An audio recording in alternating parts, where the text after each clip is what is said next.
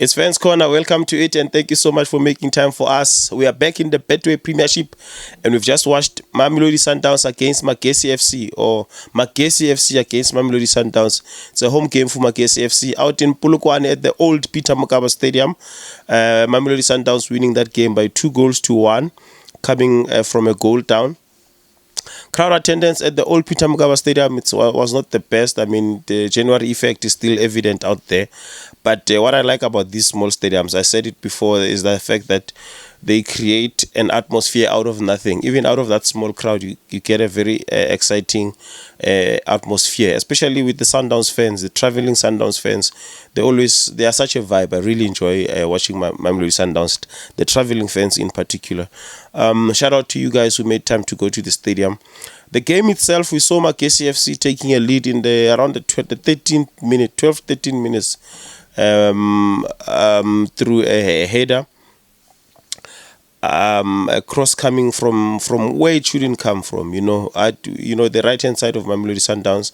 I think Koza gave away the ball, and instead of clearing it out, it went back to the Magesi player who put in a cross, and they got a goal from there. And quite honestly speaking, I think Magesi are more dangerous coming from the flanks. They can't attack. Their attack is not as strong when they come through the middle. If they come straight at you, they are not as strong, especially against a team like Mamelodi Sundowns. But what I saw in this game is the shaky Mamelodi Sundowns defense. Even before Mudau was, remember Mudau was, for those who didn't watch the game, Mudau had to be substituted. Sundowns were forced to substitute Mudau, I think, through an injury. So. And we saw them bringing in Tapelo Morena. Even before the forced substitution, I think the Sundowns defense looked a bit shaky. Every time Magesi went forward and tried to cause problems for them, it looked a little bit unusual compared to a normal Mamelodi Sundowns defense. That is why we even saw the goal. The clearance wasn't good, and we saw a goal out of that. Even after that, there were chances that Magesi created. There was another chance, a one-on-one, and Onyango actually saved it. It could have easily been 2-0. And at that time, I don't know if Sundowns were going to be able to come back to this game. But what I like about Magesi FC, other than the fact that they, with a team, every time there's a new coach in a team, there's the honeymoon phase. Ndagama is still new at Magesi. Obviously, the players are going to play their hearts out. They'll try to impress the coach. So the honeymoon phase, usually, it's a very difficult team to play against. It's very difficult to play against a team that has a new coach. Usually, through the honeymoon phase, they tend to pull out results. Even when they've been on a losing streak, they tend to pull out unexpected results. Even today, it could have easily gone Magesi way, especially with those chances that they missed. In particular, the one where they could, the one that was saved by Onyango. I don't know what the player was thinking there, but. Also give credit to Mamelodi Sundowns, because this is a team that defeated them in the final of the Carling Cup. So we are thinking psychologically, they're thinking this is a team that really gave us a serious embarrassment in the finals. They cost us a trophy. So you're thinking they're going to play against the same team, and then now they are one goal down very early in the very early stages of the game. Psychologically, you have to be very strong to be able to come back from that, because you are now thinking this is a team that gave us problems. Now they're leading against us. So it got to show us the mental strength of these Mamelodi Sundowns players, and also the technical bench of Sundowns. They had to make some changes there. Renes didn't have the best of time on the field. That's why he was substituted. And we saw Matthews coming in, which was a good substitution for Sundowns. That's why he was able to get a goal out of that. The equalizer, man, Ribeiro, man. I don't like Mamelodi Sundowns as a Kaizer Chiefs fan, obviously, but I just can't hate Ribeiro. He's an amazing player, man. You don't give a player like that even an inch of space in the 18 area. You just don't, even when the ball is far away from him, because if he gets anything, even half of the ball, he's going to punish you.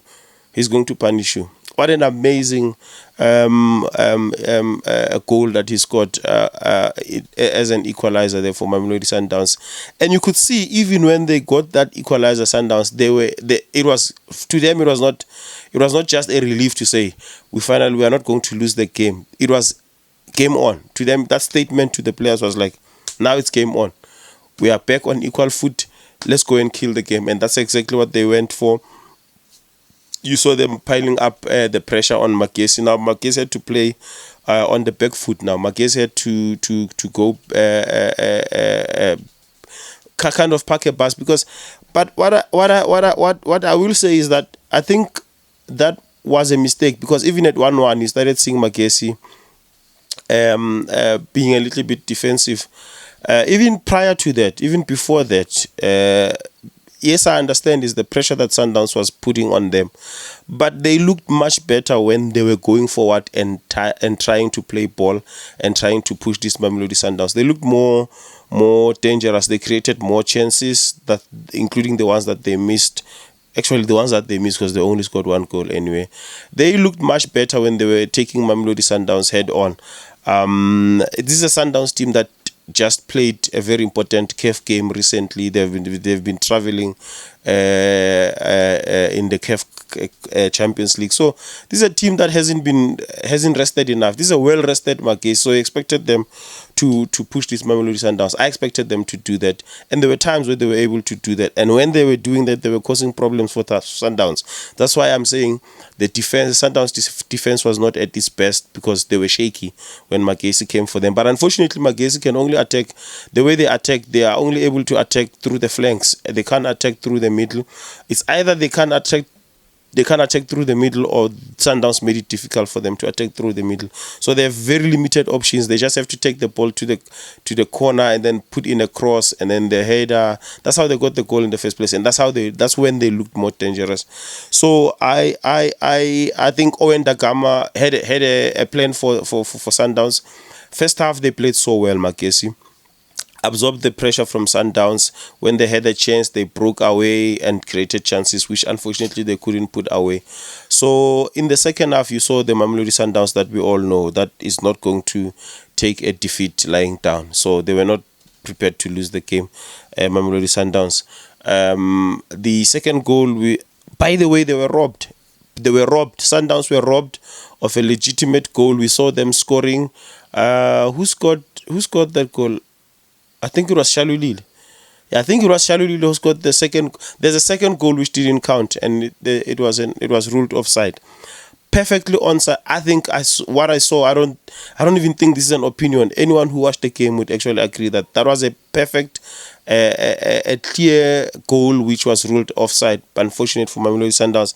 Had they gone on to draw the game and dropping 2 points, it would be a very controversial decision from our officials there. So they got that one completely wrong. I think Sundowns could have easily won this game by 3-1. But equally so, Magesi, had they taken their chances in the first half, they could have also won the game. So I like watching games like this where it's not an obvious game. It's not a one-way traffic. I think they had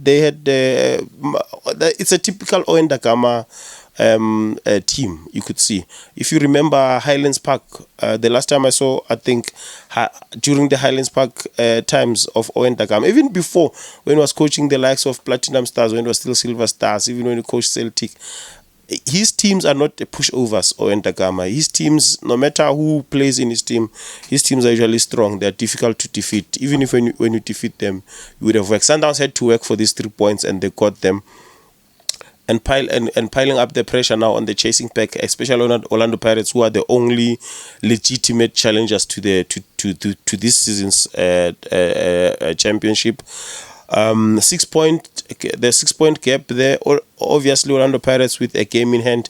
Games in hand mean nothing, especially if in South African football, games in hand sometimes mean absolutely nothing. You could easily lose that game, and then the gap remains there. So Sundowns at this point, you want to be Sundowns instead of Pirates. Points in hand are more important than games in hand. I think we're going to see. I don't know whether we are going to see Sundowns dropping a whole lot of points, because I mean even today was an opportunity for Magesi to cause Sundowns to drop points, but they somehow find a way to come back. They somehow find a way to come back. They're a very difficult team to defeat. They don't draw games. They just win. When they lose, it's when the opponents have really pulled a rabbit out of the hat. So I have to give Mamelodi Sundowns credit for this, and we look forward to seeing what Pirates is going to be able to do in order to respond. It's unfortunate that Pirates won't be able to play the game that they're supposed to play against Royal AM tomorrow, so they won't be able to be catching up anytime soon. So they'll have that game in hand for now, and then we'll see as time goes on if they'll be able to close that gap. But we're going to the Nedbank Cup now. We're going to talk about the Nedbank Cup in the next video. Otherwise, this has been Fans Corner. Thank you so much for making time for us. Make sure to subscribe, make your friends aware of us, share our videos, share our page, and make sure that you comment where you feel you can add some value to our content. Thank you so much for your time. This has been Fans Corner.